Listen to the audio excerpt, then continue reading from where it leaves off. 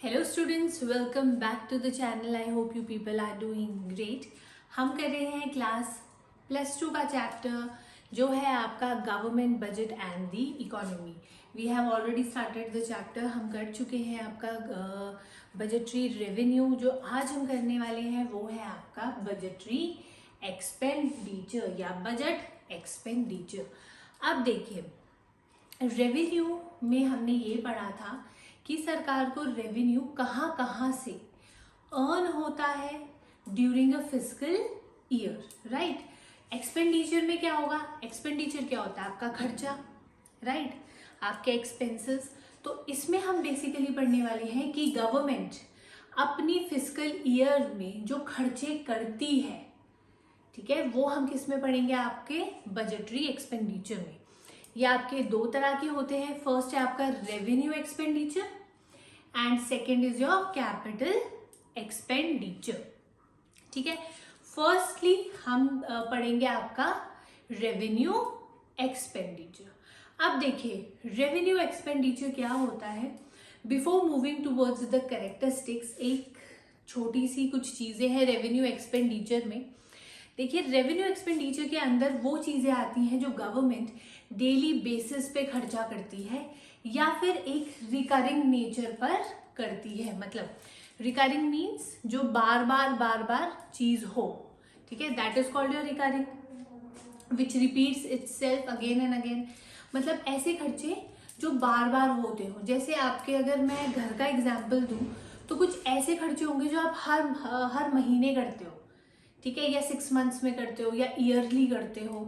जैसे आपके electricity bills हो गए, ठीक है, वो क्या है? खर्चा है आपके लिए और आप उसको रिकरिंग बेसिस पे कर रहे हो, बार बार कर रहे हो, ठीक है। बच्चे को आप पॉकेट मनी देते हो तो वो भी क्या है? एक एक्सपेंस है जो आप रिकरिंग बेसिस पे कर रहे हो। तो जो रेवेन्यू एक्सपेंडिचर्स होते हैं वो एक्सपेंडिचर्स होते हैं जो गवर्नमेंट आपके डेली बेसिस पे और रिकरिंग नेचर पर करती है। अब इसके दो कैरेक्टरिस्टिक्स हैं। फर्स्ट कैरेक्टरिस्टिक है आपका, it does not create any asset for the government, ठीक है। अभी मैंने आपको एक एग्जांपल दिया था इलेक्ट्रिसिटी बिल का, ठीक है, आप वो डेली बेसिस पे करते हो, पर क्या उस खर्चे को करने के बाद आपका कोई एसेट क्रिएशन होता है? नहीं होता। तो सेम एज गवर्नमेंट के साथ होता है। जैसे गवर्नमेंट ने दी आपकी ओल्ड एज पेंशन्स, सैलरीज दी, ठीक है, या स्टूडेंट्स को स्कॉलरशिप दी, वो क्या है? उनके लिए एक्सपेंडिचर है। बट सेम टाइम पर वो उनके कोई भी एसेट क्रिएशन में मदद नहीं कर रहा है। तो ऐसे खर्चों को हम क्या कहते हैं? रेवेन्यू एक्सपेंडिचर, ठीक है। ये इसका फर्स्ट कैरेक्टरिस्टिक हो गया। सेकेंड कैरेक्टरिस्टिक क्या कहता है? It does not cause any reduction in the liabilities of the government.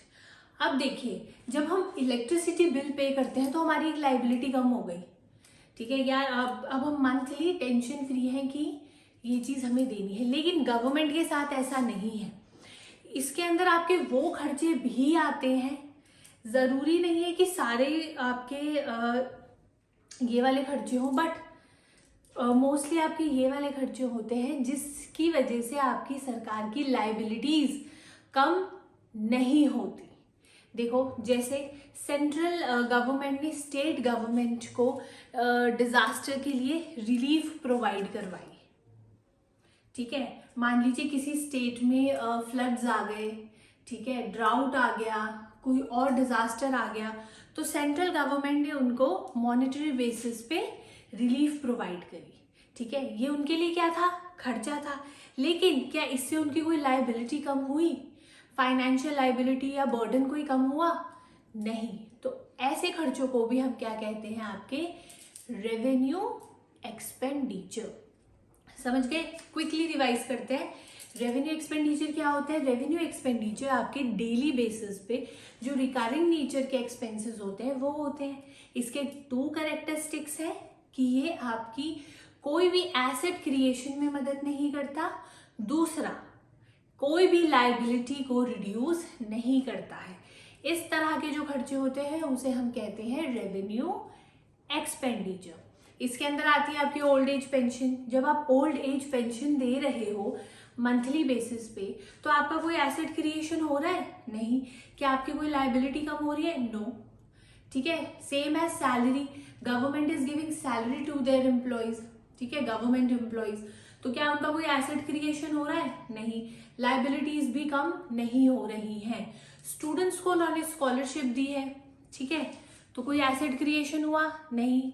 ना ही लाइबिलिटी में रिडक्शन हुआ। सेंट्रल गवर्नमेंट ने रिलीफ दी स्टेट गवर्नमेंट को, कोई लाइबिलिटी कम हुई? नहीं। एसेट क्रिएशन हुआ? नहीं। तो इस तरह के जो खर्चे होते हैं उसे हम कहते हैं रेवेन्यू एक्सपेंडिचर, ठीक है। अब इसके कुछ और फर्दर आपके आइटम्स हैं, या बोल सकते हो एग्जाम्पल्स भी बोल सकते हो। फर्स्ट है wage bill of the, first आ जाता है आपका wage bill of the government. Wage bills मतलब सैलरीज, जो आपके वेजेस होते हैं वो गवर्नमेंट दे रही है, तो वो क्या है, वो भी उनके लिए खर्चा है, लेकिन उससे कोई आपका एसेट क्रिएशन नहीं हो रहा और ना ही रिडक्शन हो रही है आपकी लाइबिलिटीज में। सेकेंड है इंटरेस्ट पेमेंट्स, ठीक है। अब गवर्नमेंट ने क्या किया, गवर्नमेंट ने कुछ लोन्स लिए होंगे या कुछ किया होगा, ठीक है, उसका इंटरेस्ट वो पे कर रहे हैं, ठीक है, तो वो भी आपका रेवेन्यू एक्सपेंडिचर में आता है। नेक्स्ट है आपका एक्सपेंडिचर ऑन सब्सिडीज, जैसे आपके सिलेंडर्स, जो एलपीजी सिलेंडर्स होते हैं उस पर सब्सिडीज दी जाती हैं। फर्टिलाइजर्स, मेन्यूज, इन पे सब्सिडीज फार्मर्स को दी जाती है। तो इन सब्सिडीज पर जो खर्चा होता है पॉलिसीज को बनाने का, इम्प्लीमेंट करने का, ठीक है, ये भी आपकी रेवेन्यू एक्सपेंडिचर के अंडर आता है। नेक्स्ट है आपका डिफेंस परचेजेस। आर्मी जितनी भी इक्विपमेंट्स यूज करती है डिफेंस, हमारी सेफ्टी के लिए, डिफेंस पर्पस के लिए, उस पर जो खर्चा होता है वो भी गवर्नमेंट करती है, ठीक है, तो वो भी आपका रेवेन्यू एक्सपेंडिचर के अंडर आता है। ये कुछ मेन आइटम्स हैं आपकी जिस पर सरकार खर्चा करती है और वो आपका रेवेन्यू एक्सपेंडिचर के अंडर आता है। अब पढ़ते हैं हम कैपिटल एक्सपेंडिचर क्या होता है। अब आ गया आपका कैपिटल एक्सपेंडिचर। अब देखिए कैपिटल एक्सपेंडिचर क्या होता है। कैपिटल एक्सपेंडिचर एक तो आपके डेली खर्चों में नहीं आता, ठीक है। आपका रेवेन्यू एक्सपेंडिचर क्या था, जो डेली बेसिस पे आप कर रहे थे रिकरिंग नेचर पे, राइट। कैपिटल एक्सपेंडिचर टोटली उसका ऑपोजिट है। एक तो आप इसको डेली बेसिस पे नहीं करते, दूसरा ये नॉन रिकरिंग होता है, मतलब आप इसको बार बार नहीं करते। फॉर एग्जाम्पल एक मशीनरी खरीदी, सरकार की एक फैक्ट्री है, उन्होंने एक मशीनरी खरीदी। क्या मशीनरी बार बार खरीदते हैं? नहीं। क्या गवर्नमेंट मशीनरी बार बार खरीदती है? नहीं। आप एक बार मशीनरी खरीदते हैं और उसको फॉर ईयर्स चलाते हैं, ठीक है। या एक बार आप एक बिल्डिंग बना लेते हैं, तो क्या आप बार बार बिल्डिंग्स बनाते हैं? नहीं। हम एक बार बिल्डिंग बना लेते हैं और उसके बाद उसको फॉर ईयर्स यूज करते हैं रेवेन्यू जनरेट करने के लिए या किसी भी पर्पस के लिए, ठीक है। अब देखिए इसके अंदर भी 2 कैरेक्टरिस्टिक्स है। It create assets for the government. अब आपका ये एसेट क्रिएशन में मदद करती है। जैसे मैंने शेयर्स खरीद लिए, सरकार जब शेयर्स खरीदती है, पैसे देती है, एक्सपेंस करती है, और क्या लिया उन्होंने बदले में? शेयर्स क्या होते हैं? आपके एसेट होते हैं, तो वहां पर आपके एसेट की क्रिएशन हो गई। दूसरा, it reduces liability for the government. सरकार ने पैसे लिए थे किसी से उधार और उन्होंने अपनी लाइबिलिटी को वापस कर दिया, मतलब लोन के पैसे वापस कर दिए। अब यहाँ पे क्या हुआ, लोन के पैसे वापस कर दिए, उनकी तरफ से पैसा जरूर गया, एक्सपेंस हुआ, लेकिन उनकी लाइबिलिटी में क्या हो गया? रिडक्शन हो गए।